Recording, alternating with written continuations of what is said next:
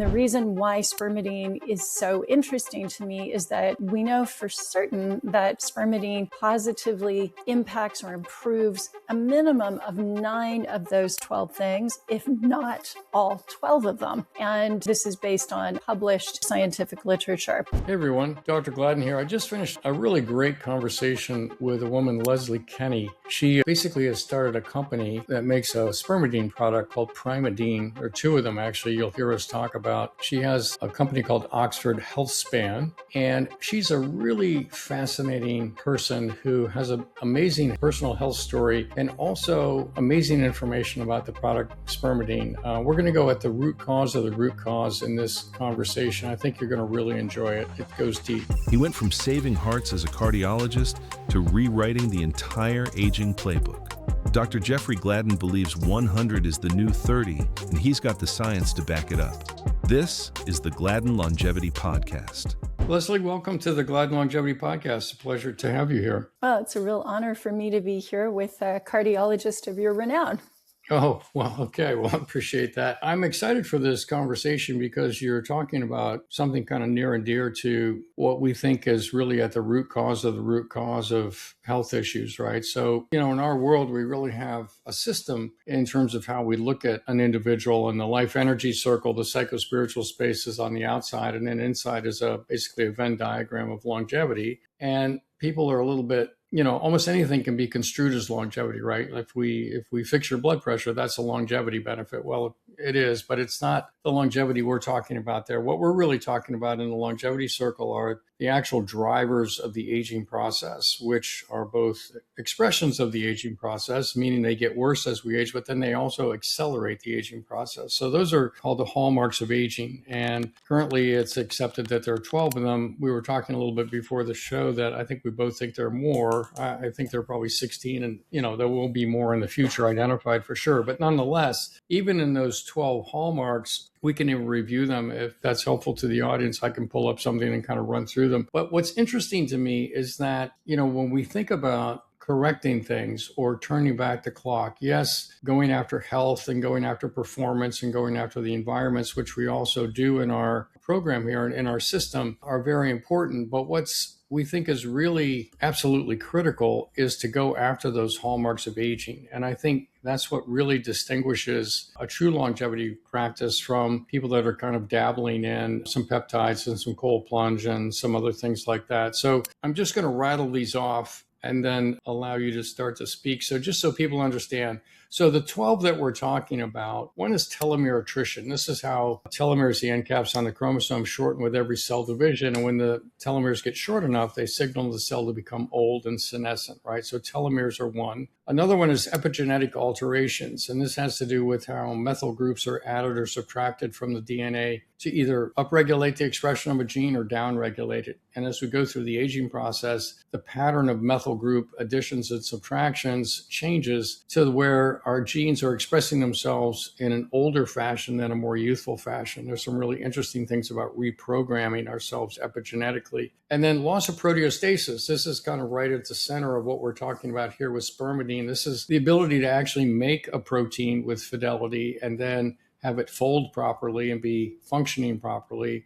And then autophagy, which is the ability to actually get rid of that protein and recycle it, if you will, when it's no longer functional. So that's the next one, which is macroautophagy. And then you've got deregulated nutrient sensing. This is a balance between mTOR, how we grow and get strong, and AMPK, how we actually activate this with fasting, but it's also how we activate autophagy. It's also how we activate DNA repair and telomere repair and things like that. So that is very important, deregulated nutrient sensing. Then mitochondrial dysfunction fits in. I think people can understand that the mitochondria don't work as well. There's mitophagy, which goes along with autophagy, and we'll talk about that as how you get new mitochondria. And then there's cellular senescence. This is kind of where cells go to die, so to speak, except they don't die. They just kind of hang around, and then they become secretory, and now they're spewing inflammatory cytokines into the environment, causing other cells to get old and be inflamed. This really accelerates the process. And there's loss of stem cells. They run out of usefulness, if you will. There's altered intracellular communication where cells break down in terms of how they synchronize with each other, which leads to dysfunction and inflammation. Then there's chronic inflammation itself. So many ways to have chronic inflammation between the gut, infections, things related to tissues breaking down and all the other ones we've talked about. And then dysbiosis, which is essentially the gut biome shifts as we age as well, which makes us less healthy. And then genomic instability. We don't repair the DNA as well as we used to. And so those are the 12 right there. So that was a little bit of a long-winded intro, quite honestly. I appreciate your patience, Leslie, in letting me walk through that for the audience. But now we're going to talk about a molecule that's near and dear to you called spermidine. So why don't you tell us a little bit about spermidine and how you came to be interested in this molecule and maybe a little of your personal history with it? Well, I'll do a sort of helicopter view because you've given us that wonderful introduction to the levers that we can actually push or pull in order to slow or hasten our aging process. And obviously, we want to slow it. And the reason why spermidine is so interesting to me is that we know for certain that spermidine positively impacts or improves a minimum of 9 of those 12 things, if not all 12 of them. Mm-hmm. And we can go into the nuts and bolts of this, but this is based on published scientific literature. And so because of the fact that there is a lot of crosstalk between these hallmarks of aging, it's kind of like at home when you clean one room in your house, suddenly you feel better about everything else and the ability to clean the other rooms in the house. Simply by improving autophagy itself, you will have a positive spillover effect on another hallmark. Let's say that's mitochondrial dysfunction, or maybe that's protein folding. But this crosstalk is real. And, if I think about the most impactful things that I can do as an individual to slow the aging process, I want more bang for my buck. And I want to hit as many of those hallmarks as possible. And spermidine really does that. Yeah, I think it's a really good point that you make, this idea of crosstalk. I think this is something just to reiterate for the audience. So one of the things that's important to notice about these 12 hallmarks is that they all play together. And so when telomeres get short, it's not just that the telomeres get short, and not just they increase the incidence of senescent cells. When your telomeres get short, they actually decrease mitochondrial function, so where you're making less ATP. When you make less ATP, you're less able to repair your DNA. You see, and so they're all playing off of each other. And when you don't have good autophagy, then your proteins are increasing inflammation. And so all of this plays together and they sort of spin up. And it's one of the reasons that one of the most critical things to understand about aging is that it's exponential and not linear. Chronologically, it's linear, right? Every year we're another year older, but biologically, it's an acceleration. And between the ages of 63 and 80 is a massive, massive increase in the pace of aging. So if you don't have an exponential strategy to deal with an exponential problem, right, then you're going to be falling behind. And this is why it's so important when you're thinking about your own longevity to really focus on these hallmarks, because this is where the exponential acceleration is happening. The beautiful thing about spermidine is that with the crosstalk that it engenders between these hallmarks, it's actually slowing down the whole cycling up process, right? It's like stepping into a tornado that's spinning up and slowing down the spin. It's like, oh, okay, well, now we have the opportunity to kind of get ahead of it in some other ways, right? So anyway, it's a fascinating molecule and it's a fascinating process. So you have some personal history with this, as I understand. Is that correct? Yes, that's right. So about 21 years ago in 2004, so 22 years ago now, good heavens, I was diagnosed with multiple autoimmune conditions, lupus, rheumatoid arthritis. They didn't catch the Hashimoto's thyroiditis, but that was diagnosed that was there at the same time because I had destroyed most of my thyroid. This was all going on while I was trying to conceive my first child using IVF. I'd been told initially that I had idiopathic infertility, which is just the fancy word for we don't know. We don't know. And we don't know, but it sounds good to the patient. And forgive me for saying that. And then at age 39, they said, you're too old and you need donor eggs. So now we know why you're not getting pregnant. So take these donor eggs. And it was a bit of a tornado for me emotionally to give up this idea of having a baby. And at the same time, think, wait, I was just trying to bring new life into the world. And now you're telling me my own life might be at stake. Mm-hmm. I don't understand. The folks in the white coats are the experts. And I think that for some consumers, patients in the United States, we think, and I think this is wrong, that our doctors can do everything, even when we present, when all the wheels have fallen off. Fix me. And my doctor looked at me when I said, wait a second, you have to fix this. I can't go into embryo transfer with lupus, rheumatoid arthritis, and all of these injectable immune suppressants. My doctor simply looked at me and said, I wouldn't do this IVF. Even if you're successful, you've only got a good 5 years left. Goodness gracious. Yeah. I think, we have to think back. In 2004, we didn't have treatments, certainly no cure for lupus. Mm-hmm. And she told me that this was a doctor in Boulder, Colorado, that I would need to expect it to get worse over time and manage my expectations on what life, could provide for me. For patients, this can be really traumatic. And in the same way that you often tell your own clients, now, wait a second, wake up as if you're 27 years old. Do not wake up thinking you're 70, right? That's right. Mindset is very important. And I think I was very lucky to have had a kind of ornery grandmother from the American Midwest. She had already died, but her voice came to me in that moment where, the doctor said, there's really nothing we can do. And her voice came to me and she said, let's throw the kitchen sink at it, Leslie. Mm-hmm. And I thought, that's right. That's the pioneering spirit. We're just going to give it our all. And surely it only stands to reason that a patient who doesn't smoke, doesn't drink, and isn't sleep deprived has got to do better than one that is. So on that basis, good old common sense, I'm going to try and tackle this and just become the patient who is 1% better. And if I'm 1% better than I was yesterday, then I'll be 1% closer to being the ideal patient, and maybe my doctor can cure me then. And I'm a big believer in collaborating with our practitioners, not just saying, doctor, fix me. Yeah. Because I think that is expecting too much of them, especially given time constraints. And, we have to work together in partnership with each other, which I know is something that you do with your own clients. Yeah. And I think that's a really key thing. We were actually talking earlier today about clients that join us. And one of the things that we love about the clients that choose to work with us is that they all want to jump in. They want to do the work. They're looking for direction. They're looking for understanding. They're looking for empowerment. And that's something we can provide them. But we can't hold their fork. We can't turn the lights off. We can't, do all the things that they need to do. And yet, when you have people that want to collaborate with you, we want to collaborate with them. If they want to collaborate with us, that is the perfect thing. So if you're listening to this, you have to understand that nobody can fix you.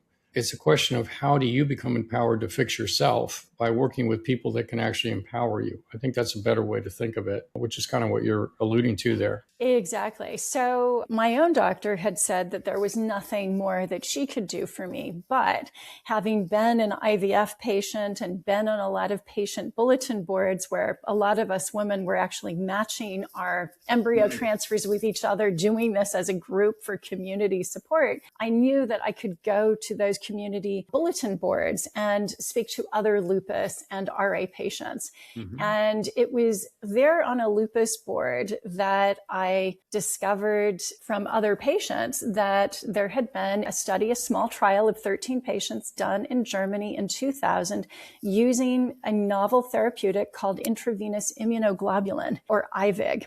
And this is something that normally is given to patients who are unable to create their own antibodies. So it's basically a pooled donation from 3,000 to 10,000 donors giving their antibodies.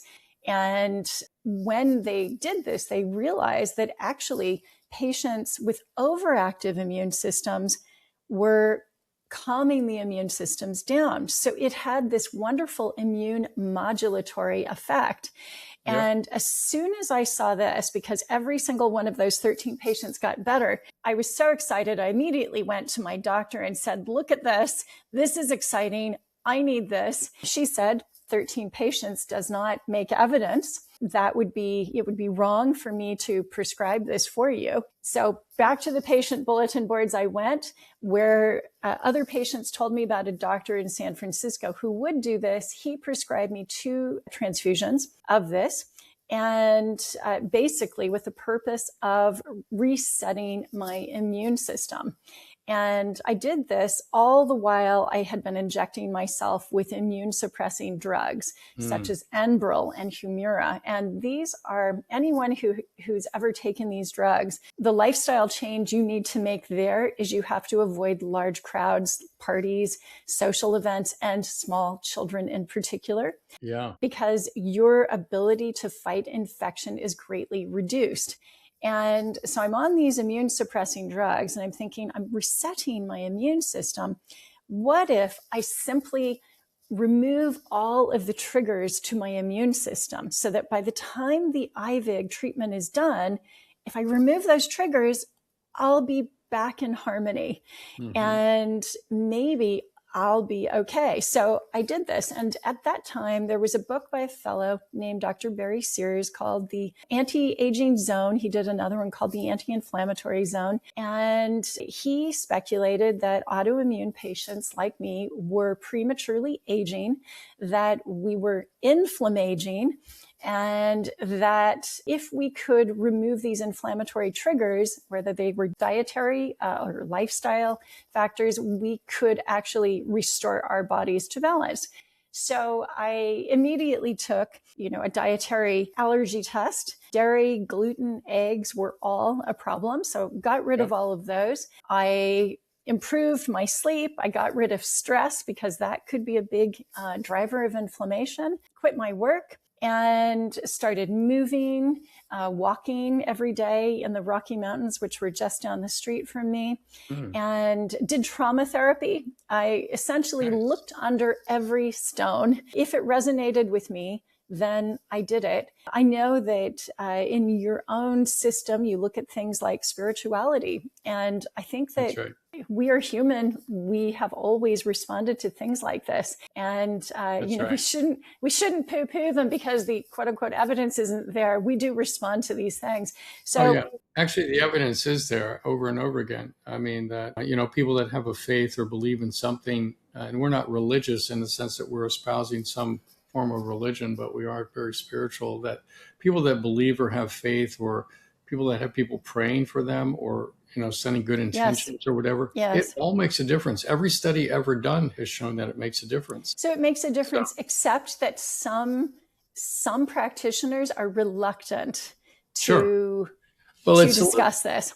Yeah, it's a little bit, I'll tell you, it's a sad thing because it's really kind of like the separation of church and state. I learned recently that it was back in I think it was the 1600s, that there was a division between medicine, I forget who the person was, and the Catholic Church. And they basically said, look, you guys take care of the spirituality over there. We're going to focus on the biology over here. And that's basically became sort of the schism where, the psychospiritual space really got segregated over towards the church. And you develop this kind of atheistic, science-based, we only believe in science kind of mentality. If it's not a double-blind placebo-controlled trial, it doesn't count. And it's kind of been perpetuated. Even your physicians comment about, well, it's only 13 patients, even though they all got better. That's not evidence.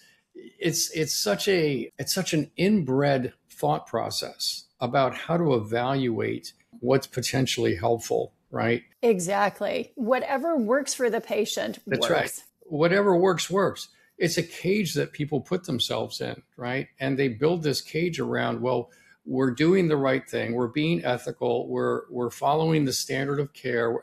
All the different constructs of this cage that go into it. And it's not that we're cavalier here, but what we're saying is that there are many things at work that don't come inside that cage, right? And exactly. they've worked for thousands of years. Yeah, precisely. So I was open to all of these things. However, this idea of suppressing the immune system simply did not sit right with me. Yeah. And it's perhaps because 2 of my grandparents went to medical school in Japan at the University of Kyoto. And I have always had this drilled into me that once you put the body back into balance, once it is in harmony, it knows how to take care of itself. It has an innate wisdom.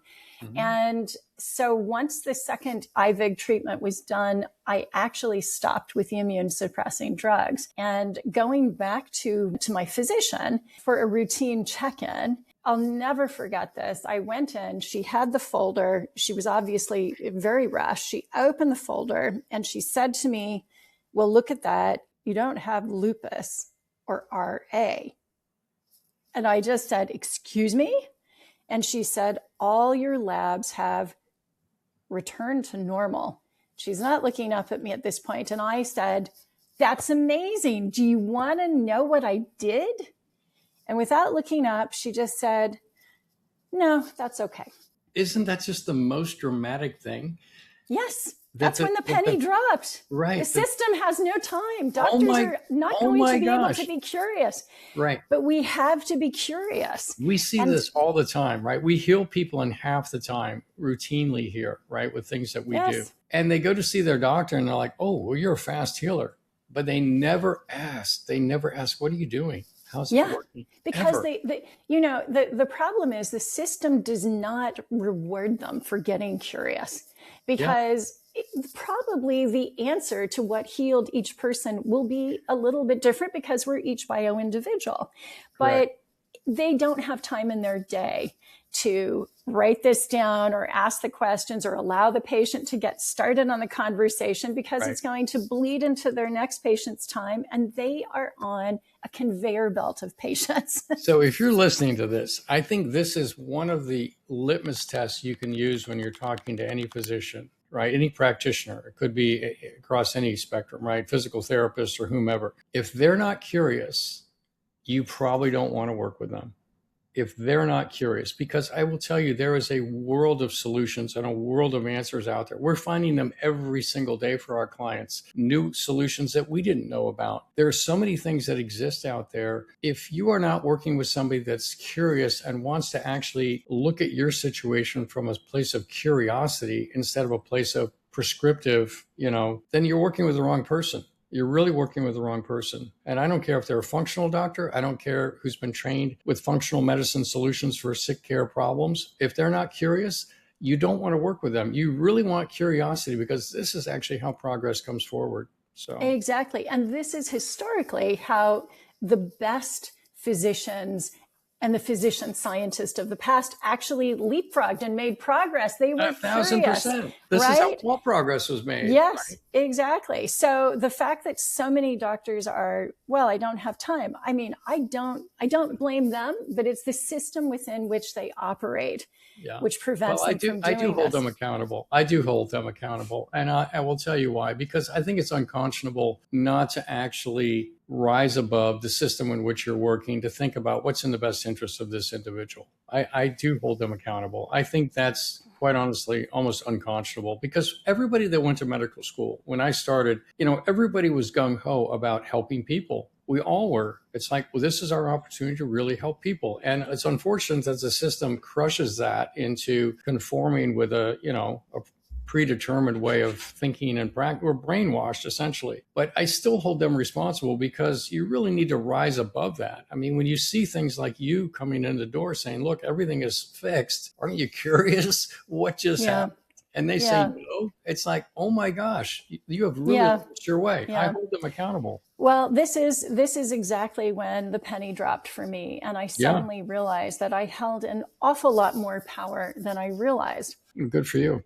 Fast forward several years later, the Hashimoto's thyroiditis was discovered, and the fact that I really don't have much of a thyroid anymore was corrected. Immediately, I got pregnant. The doctor who diagnosed that said, now just be careful. You're going to be very fertile now if you don't want to have any children. And I just thought, you must be kidding. You have no idea. I've spent over $100,000 trying to get pregnant. I've done donor eggs. I've done 5 IVFs, 3 IUIs. This doesn't work on me. And lo and behold, within 3 weeks of doing adrenal support, just adrenal glandulars and Armour thyroid, I was pregnant. Nice. and delivered at age 43. So now we have to fast forward. Thank you so much. Just stop there for 1 second, because think about this. If you're listening to this, this is somebody who really wanted to have a child, who basically was starting from less than ground zero. She was in the negative, way in the negative, right? Like this was almost impossible. And then she was told that, number one, she might not survive more than 5 years if she delivered the baby. I mean, think about the courage that it takes to persist in that set of circumstances. I mean, I just want, as you're listening to this, just understand this is like climbing Mount Everest 16 times, right? And then to be able to actually conceive and carry a pregnancy. Oh my gosh, that's unbelievable. That's incredible. Yeah. It was incredible to me. And I'm so grateful, really, to my grandmother's indomitable Midwestern pioneering can-do spirit, Good for her. And thank goodness she passed those values on to me. But, fast forward a number of years and I find myself in Oxford, England, and I have children. I have an adopted daughter and I have a biological daughter. Okay. And I'm on the school grounds waiting to collect my daughters, and I begin to speak to other parents. Now, of course, if you're in Cambridge, Massachusetts, Cambridge, England, or Oxford, England, the parents around you are more likely going to be scientists. And I was amazed by the things that they were working on, whether it was transcranial electrostimulation to treat resistant depression, or if it was using stem cells to regenerate tissue. It was absolutely fascinating. And I began through those conversations to fundraise for companies in the regenerative medicine space in Oxford, England. And it was through this process that an individual who ran a venture capital fund, who was in charge of the biotech portfolio here, he said, "Hey, Leslie, you're a rheumatoid arthritis, patient. There's something interesting happening over in rheumatology at the Kennedy Institute for Rheumatology here at Oxford. You need to see what these people are doing." And I went to meet the scientist, Professor Katja Simon and Gada Al-Saleh, and they were using this compound called spermidine to essentially reverse immune senescence in elderly mice. And when I heard that, I realized the parallels with my own elderly, likely senescent immune cells at age 39 and the work I had done with IVIG, and thought, okay, so this is an immune modulating compound, actually. And yet they're telling me that this comes in food. So does this mean I can actually eat more of the foods with this compound Yes, exactly. Among other things, mushrooms, mushrooms, soy, legumes, in order to actually bring my immune system back into balance. And the immune system, for those who are less familiar with it, it's not just whether or not you have an autoimmune attack where the immune system is overactive. If you have an underactive immune system, then you're more prone to things like pneumonia, COVID, flu, colds, but also cancer. And if your immune system cannot properly surveil for cancer, that is also problematic. And of course, the RA patients, rheumatoid arthritis patients, had been giving immune suppressing drugs to deal with, to mitigate against the damage from their immune system destroying their joints and tissues. And actually, we know that these patients who are on immune suppressing drugs for a long period actually are more prone to getting cancer. So isn't it a better idea to modulate the immune system and restore it to homeostasis or balance? Yeah, it's the silliness of it can only be understood in the context of an economic model, right? Because if you have a problem and something's elevated and you develop a drug to push it down, that's something that somebody's going to need for a long time. On the other hand, if something's elevated and you go below the surface to the root cause of why it's elevated and you bring it back into homeostasis, that's a fix. That's a cure, right? And there is no economic model to that, right? So as you're listening to this, it's really important to understand that when you think about the drugs you might be taking or the things you're doing, is it actually getting to the root cause of the problem, or in the longevity space, what we think of as the root cause of the root cause. If you're getting to the root cause of the root cause, in other words, if you're focusing on these hallmarks of aging we described earlier, now you're actually making real progress in your own journey towards living young for a lifetime. Apart from that, you're just, quite honestly, putting Band-Aids on top of stuff and probably 100%. consequences from, right? 100%. I agree. Yeah. And I think that there is no patient that wants to just have a Band-Aid there. Nobody wants it. Band-Aid. Right. It's not that we want our illnesses managed. We want them gone. And so this was when I began to get quite excited about spermidine's potential.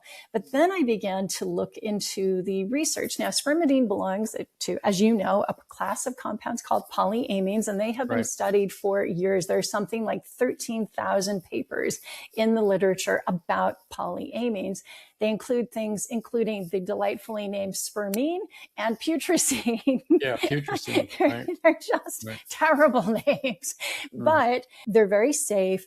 Nobody really understood their magic mojo until we learned that spermidine activated autophagy, the cell renewal process that was the subject of the 2016 Nobel Prize in Physiology or Medicine that was awarded to Professor Yoshinori Ozumi of Tokyo Tech. And all of a sudden, we began to realize, actually, spermidine can do some amazing things. So as a cardiologist, you know that it helps with mitochondrial function inside cardiac cells, things like cardiomyocytes, we have a very limited pool of these cardiomyocytes, which govern the rhythm of the heart.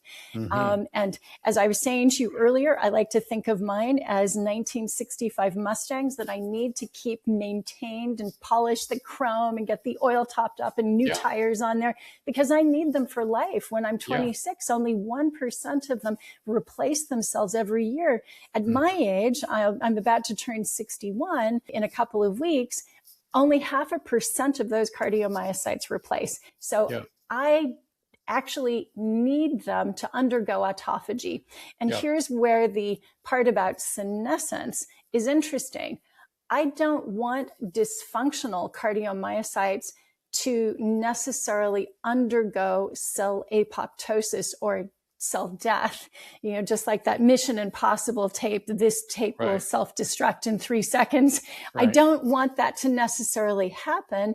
If spermidine can actually rescue that senescent cell or pre-senescent cell, I want it because I'm going to need it, because that pool of cardiomyocytes is so small. So, there's cardiology. Then there was promising work in things around misfolded proteins, Parkinson's, ALS. Then there was promising research around the brain and autophagy in the brain for cognition. And I saw interesting research around, kidneys, liver, for fatty liver disease, also for alcoholic liver disease, which amazed me that there were preclinical studies on how it benefited this. So all of these studies essentially persuaded me that this was a cause in need of a champion. And I decided to hold up my hand and say, okay, I'd like to bring this to market. So it wasn't in the UK at the time. It wasn't in the US at the time. I wanted to get it to my mother, who lives in California, in Southern California. And I couldn't get it to her. So I sourced it in Japan. We actually work with the Japan Autophagy Consortium. A senior advisor is Professor Ozumi, the 2016 Nobel laureate, for his work on autophagy. And we source both a wheat germ-derived product there. We were first to market with that wheat germ-derived product in the United States, although we were very small, so perhaps lesser well known. And that is really how I came to this awkwardly named compound and sort of became known as the Queen of Spermidine. Yeah, well, it's an interesting title for sure, right? But yeah, no, it's great. I think, you also have some history with, I think, measuring your biological age or ages. We're a big fan of understanding that we're a mosaic of many biological ages. That being said, you've been taking spermidine, I assume, on a regular basis. I'm curious. 7 years. For 7 years. So share with the audience the time of day you take it, how much you take, when, and things like that. Whether you take it apart from food, whether you take it before you go to bed, at first thing in the morning, before exercise. Tell us how you kind of aligned in with all that. Okay, before I do that, I'll just mention the biological age test that I did. Okay. So every 6 months, I work with a functional medicine practitioner who's also a board certified French endocrinologist here in the UK. She's in London. And I have always measured my cytokines, my TNF alpha, my IL-6, because the one thing I don't want is for them to go haywire again. And I've been doing this for decades now. So when I met Professor Gordon Lauk, who runs, he's chief scientific officer for a company called GlycanAge. And he said, why don't you take this biological age test? And I thought, well, tell me more about it. And he said, well, we're really looking at inflammatory markers. We're looking at immune markers. I thought, oh, I definitely want this, because this is something that I anyway do every 6 months. And so I took the test, and somewhat surprisingly, the biological age, and again, keeping in mind your mosaic framework, we're looking at the immune age here, came back at 21, which was incredible to me. I think I did this at Dave Asprey's conference in Florida. I was quite jet lagged. I'd flown in the night before on a red eye from London. And I was really quite astonished. But what it told me was that I was doing a good job of keeping inflammation down and removing those triggers to my immune system. Nice. And that is what has always been of great importance to me. So in terms of how I take it, so I have been taking it for 7 years, and I am privileged in that I am the person who's literally importing this from Japan. Sure. And so I do take it at night like you do. I do find it helps with sleep, but I do want it to kickstart the autophagy, which I would enjoy by fasting overnight. I know you do this as well. You're finishing eating, I think, in the afternoon. Yeah, early evening. So I'll take Primatine Original. So the name of my product is Primatine, for I like to think the new prime of life. And I'll be 61 soon. That's a prime number. Okay. So it is. Yes, it is a prime number. It is. So in any event, I'll take Primatine Original mixed in with some magnesium powder, and that will be kind of my nighttime cocktail, together with 2 Primatine GF tablets. Now, these are sourced from a unique strain of chlorella that happens to be extremely high in spermidine, because I had to test over 100 different strains to find this. So it's a gluten-free version. It has Okinawan lime peel. Okinawan lime peel is a bit like bergamot. It has bergamot lemon. It has something in it called nobilitin.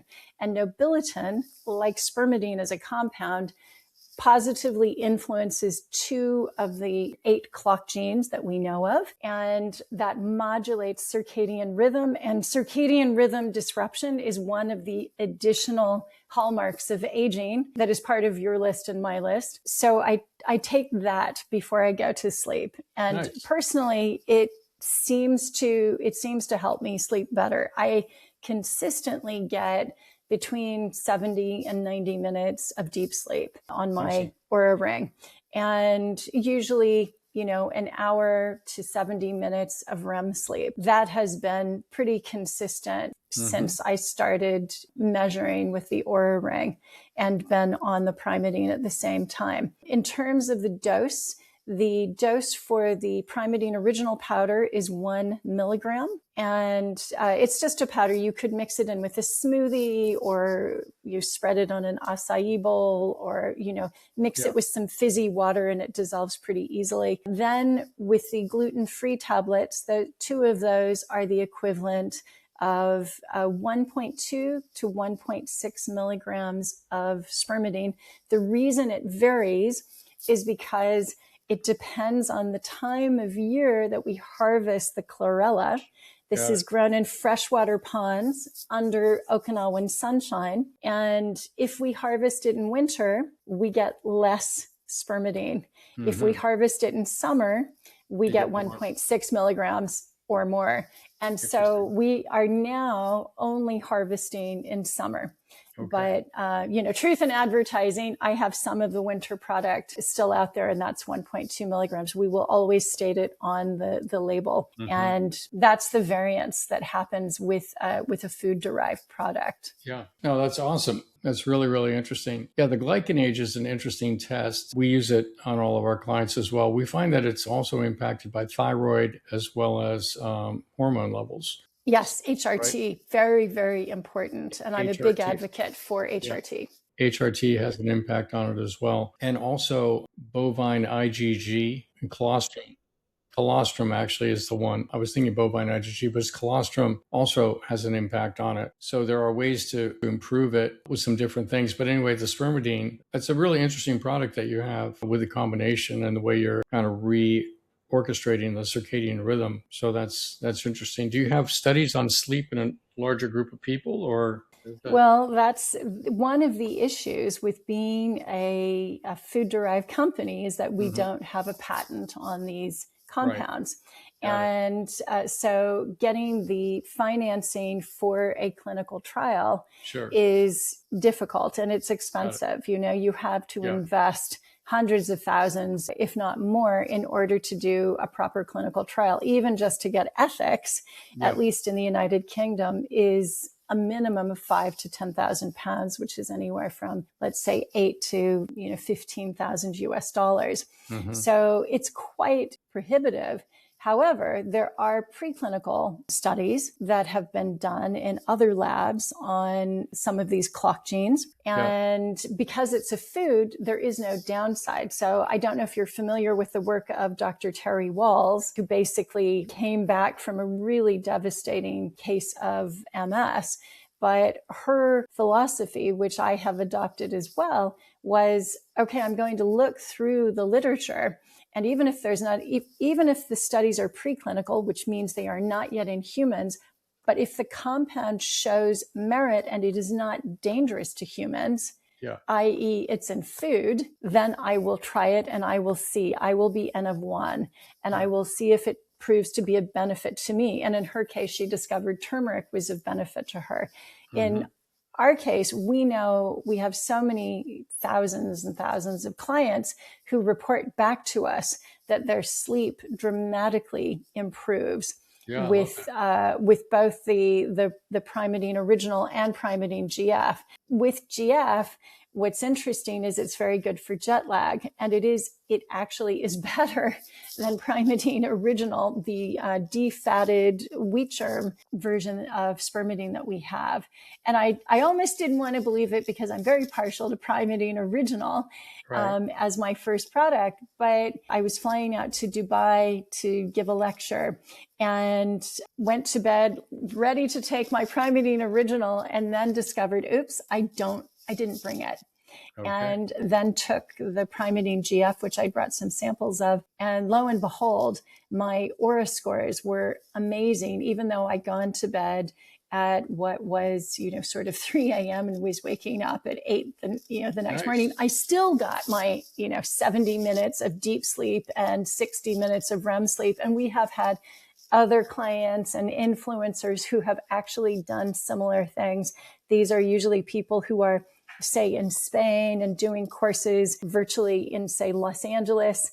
And they show their aura scores using Primatine GF as well to time shift and still get that deep sleep window. I love that. Yeah, that's great. I've not tried the Primatine. I've used Spermidine, of course, but I haven't tried the Primatine. So this is new for me. Yes. So I want to try it. And we'll send you both the powder, the Primatine Original, where again, we remove the fragile omega-6 fatty acids that are often in wheat germ that cause it to go rancid, because you don't want that incorporated in the outside membrane of the cells. Right. And you can just sprinkle it into your food. which I think is great. We've got a powder as well coming out for Primidine GF, the gluten-free one, which people on the autoimmune paleo diet can take as well. And that tastes pretty good. That's in all the Era One stores in Los Angeles as well. Oh, really?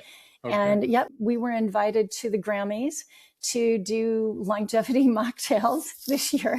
Okay. And we had, our little theme was, we had that song, that Cher song, Turn Back Time, which was perfect because she was accepting her Lifetime Achievement Award this year. Nice. And they were playing that. So, we never thought that neurons were plastic. Neuroplasticity was not believed to be a thing. We now know it is. Mm-hmm. And I deeply believe that the body has a plasticity, and that if we give it the right inputs and environment, that it has the ability to respond. And I like to say, I'm living proof that, whether it's 60 is the new 20, or in your case, 100 is the new 30, it is possible. It is. You should never be defined by your diagnosis. Again, your mindset, philosophy is so important there, but the body responds. And I hope I inspire others to take control of their healthy aging, work with practitioners like you to get the guidance they need. And then, they of course are the ones who, as you say, are responsible for lifting the fork, putting the training shoes on, getting onto the bike. But I've just got to say that I've come back from 8 days of hill cycling in Tuscany. Oh, nice. And it's hard. Yeah.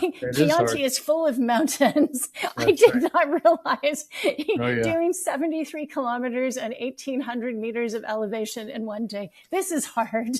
Yeah, that is hard. Yeah. But, I'm doing this. I know you do mountain biking too. Yeah, I went this morning. Snowboarding. Well done. Yeah. And the thing is that these are not things we saw our grandparents doing, bless them.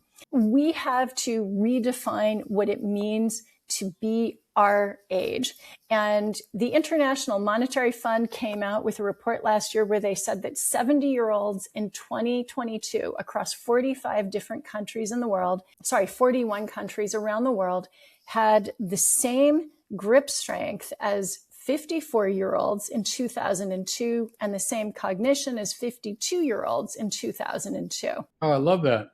We're making progress. We're making progress in spite of the obesity crisis in, the US and the UK. Actually, progress is being made, and we have to come up with a new mental image of what 50, 60, 70, 80, 90, and 100, what that looks like. Absolutely. Yeah. No, I think it's wonderful. I think your story is really, really inspiring. I think if you're listening to this, Primidine GF, you can check that out. So is there a website where people can go to look at this, or? Yes, you can go to Oxford Healthspan, like the span of a bridge.com. I believe you've got a special code as well that people can use to try it to get a discount there. That'll be in the show notes. Yeah. And I also have co-founded a nonprofit here in Oxford with some of my colleagues, Sir Muir Gray, who has been writing textbooks on preventative medicine for the last 4 decades.